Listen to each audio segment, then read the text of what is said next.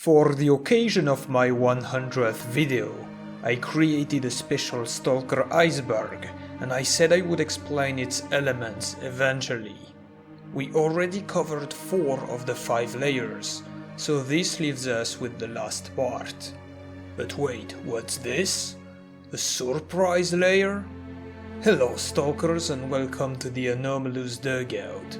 In this video we will take a look at the secret layer of my S.T.A.L.K.E.R Iceberg, the space bubble. Perin B3. Perin B3 is the name of a fictional chemical nerve agent found in Call of Pripyat.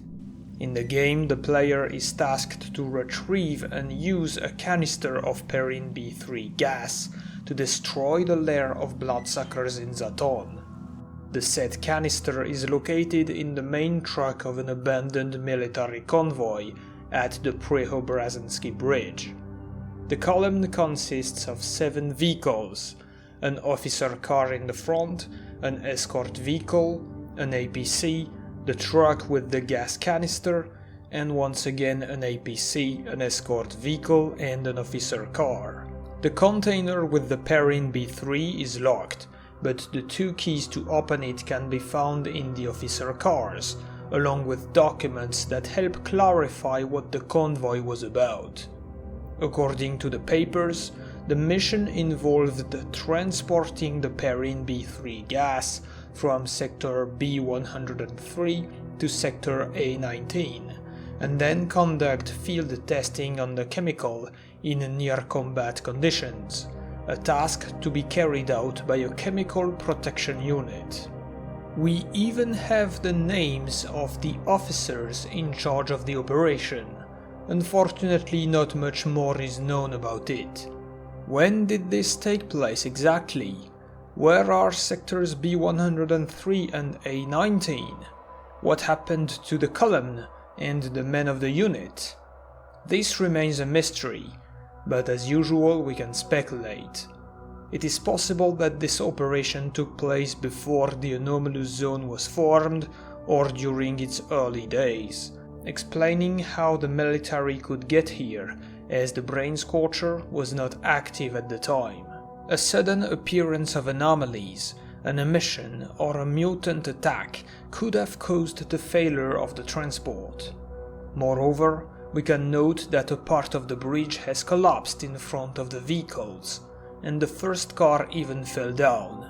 It is more likely that the bridge was destroyed after the column stopped, but who actually knows?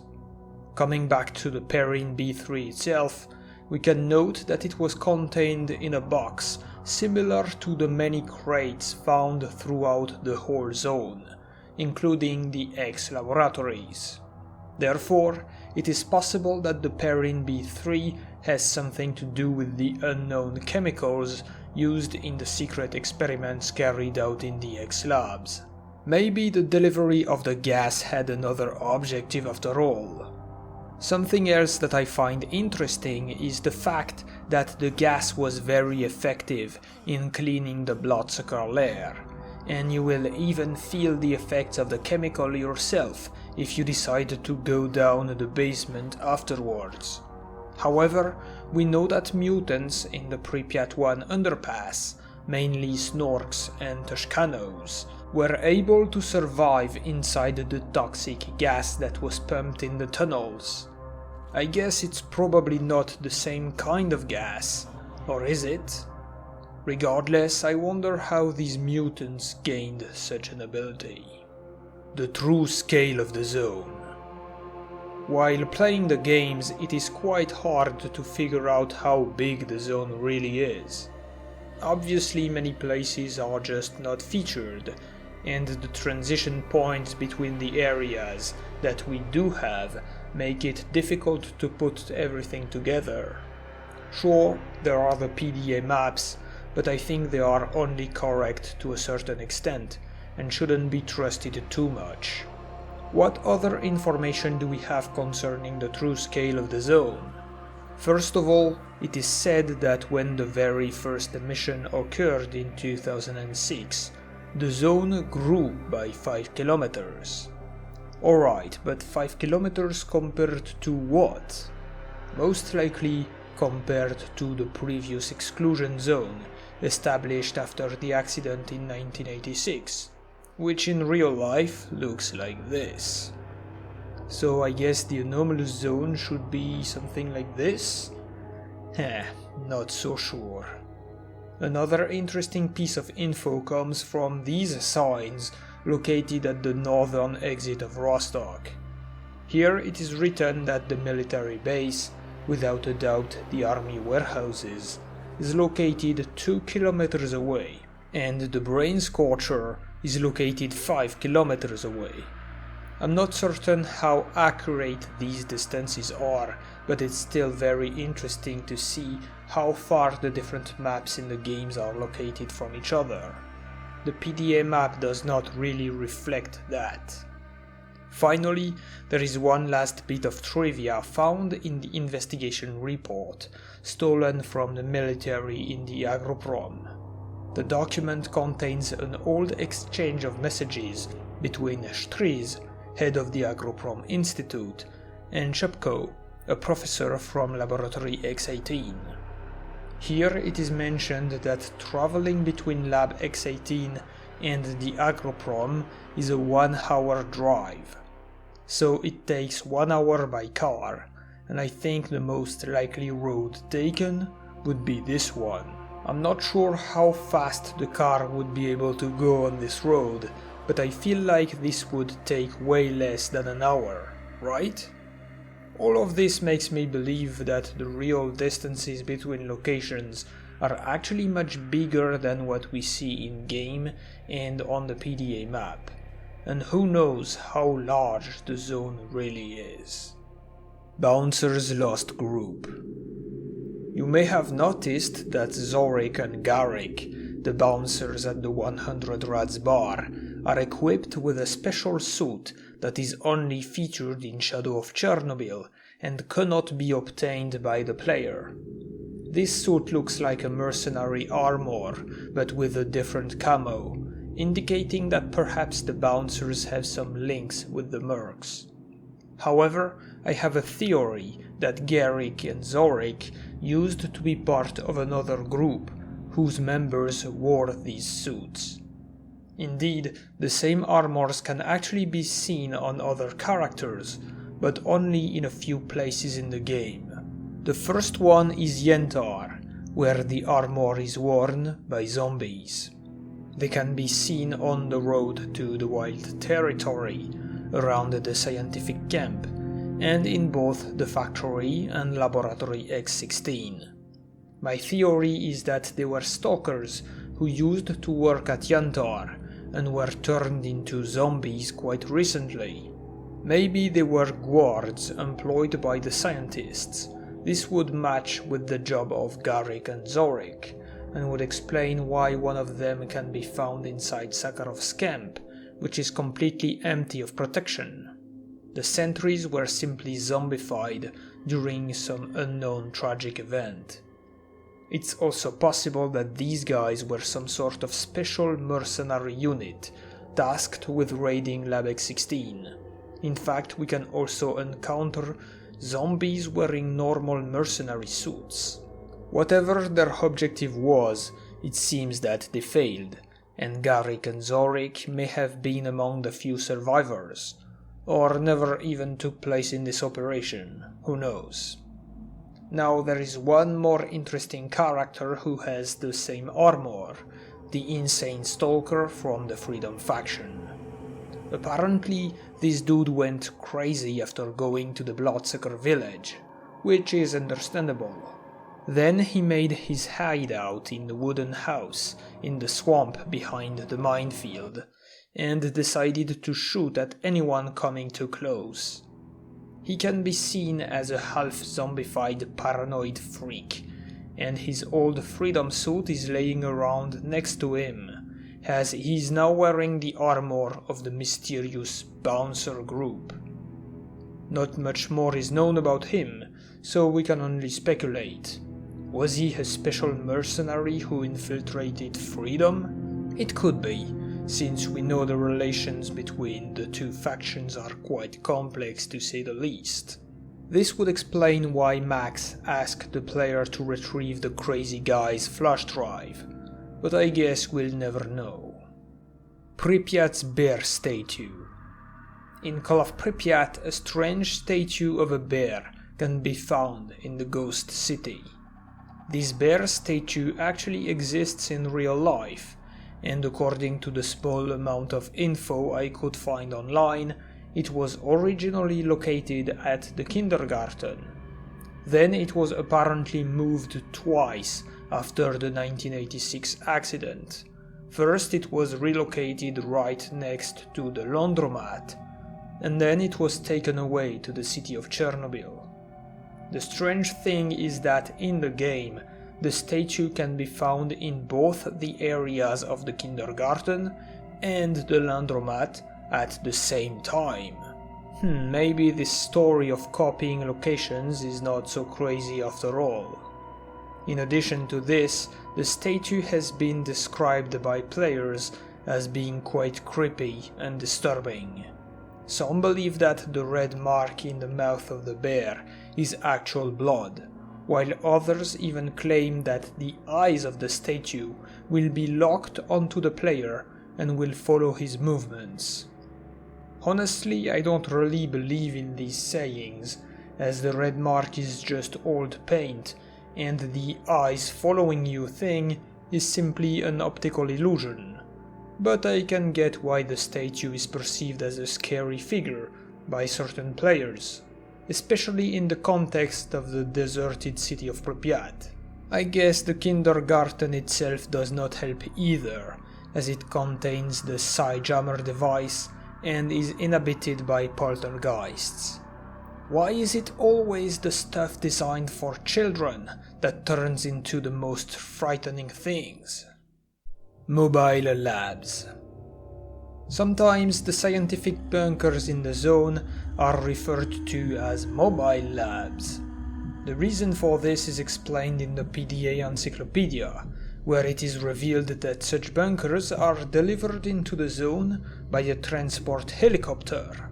Hence, it seems that in theory, the labs can be easily moved around the zone if required. Yet this paragraph of info about the mobile labs appears to be very unreliable, as it is also written that no stalkers ever have been allowed to set foot in the bunkers, which we know is completely untrue. Still, the fact that the science labs were carried inside the zone using helicopters is mentioned in several other instances. For example, the description of the entire area makes it clear that Sakharov's expedition was brought by choppers. As for the laboratory in Call of Pripyat, dialogues with Topol, Ozersky and Herman don't make any mention of helicopters, but they do state that the bunker was dropped off. While the concept of mobile labs is cool, it raises a few questions as to how it actually works. Firstly, would an helicopter be able to carry the full bunker, considering it's supposed to be made of very sturdy and thus heavy materials? Large Soviet transport helicopters can lift around 50 tons, a mass that could be easily reached by the bunker if its walls were made of concrete. But hey, it's possible that the bunker uses modern materials that are lighter, or perhaps a special model of chopper was designed specifically for the task of bringing it into the zone. Furthermore, some believe that the mobile lab is not transported as one single block, but rather in several pieces that are then put together on site. Another problem with the concept rises in Call of Pripyat. How could Herman's bunker be dropped in Jupiter if the whole point of the game is that military helicopters cannot navigate the center of the zone without crashing? At first it seems like a major plot hole, however I think I was able to find the explanation. According to Topol, the lab arrived almost immediately after the brain scorcher was disabled. Most likely, the bunker was dropped off after the Scorcher went down, but before the military assault on the nuclear power plant took place. As seen in Shadow of Chernobyl, army choppers were able to reach the center of the zone as part of Operation Monolith, and only then did we see a huge blowout that changed the face of the zone. It was this emission and those that came after which caused the anomalies to change places, resulting in the crash of all the military helicopters during Operation Fairway. So it seems that the scientific expedition was extremely lucky with its timing, being set up right after the path to the center of the zone was opened, but right before the wrath of Chernobyl struck back in the form of frequent emissions. Mercenaries in Cordon. In the very first episode of the Iceberg, we talked about Wolf's dynamite, a box of explosives that Wolf carried with him when he traveled from the Cordon to the army warehouses. Back then we speculated that it was the same box which was used by S.T.A.L.K.E.R and his men to attempt to storm the Freedom Base. Well, in reality there is more to this story. You see, right after Wolf left the Rookie Village, a group of mercenaries came to the camp, demanding that the stalkers move away from the area. Fnatic, who replaced Wolf as the leader of the Rookies, asked the player to help him ambush the mercs. The fact that Wolf took his shit and left right before could be a coincidence, but I don't think so, for reasons that I will explain in a minute. Besides, Sidorovich also did not care about this attack at all, not even mentioning it. In fact, the mercs won't attack his basement if they somehow manage to defeat the loners. Even more suspicious, Sid has a mercenary suit in his shop, and he sometimes sells it. Moreover, another merc armor can be found in a box in the attic of one of the houses. Could it be that Sidorovich and Wolf knew about the mercenary attack on the village? Maybe. Sid has many connections in the zone, so he obviously had some with the mercs. It may sound crazy, but it's possible that he himself ordered the mercenaries to take over the camp. As for Wolf, I would not be surprised if he used to be a merc himself, and the suit in the attic belonged to him. In Clear Sky, Wolf had a brother called Hound, and in Shadow of Chernobyl, one of the mercenary leaders is named Wolfhound, and his face looks similar to Wolf's. Perhaps Hound and Wolfhound are the same person, or maybe Wolfhound is another one of their relatives, who knows. And I'm not done yet. Remember the box of dynamite, which Wolf supposedly handed over to S.T.A.L.K.E.R? Well, it turns out that S.T.A.L.K.E.R survived the events of Shadow of Chernobyl and can be seen again in Call of Pripyat, this time as a mercenary. Further, we know that S.T.A.L.K.E.R and his squad disobeyed the direct orders of General Voronin by attacking the Freedom Base. Since we've seen mercenaries trying to destroy the Freedom faction before, it is possible that S.T.A.L.K.E.R was employed by the mercs, or was even a mercenary in disguise, who infiltrated the ranks of duty just to cover up his operation aimed at killing Lukash. Do you agree with this theory? Let me know in the comments. And that's gonna do it for the secret layer. I hope you enjoyed the surprise and the topics, and stay tuned for the next episode, in which we will review the final layer, the core, and this time for real. Good hunting, stalkers.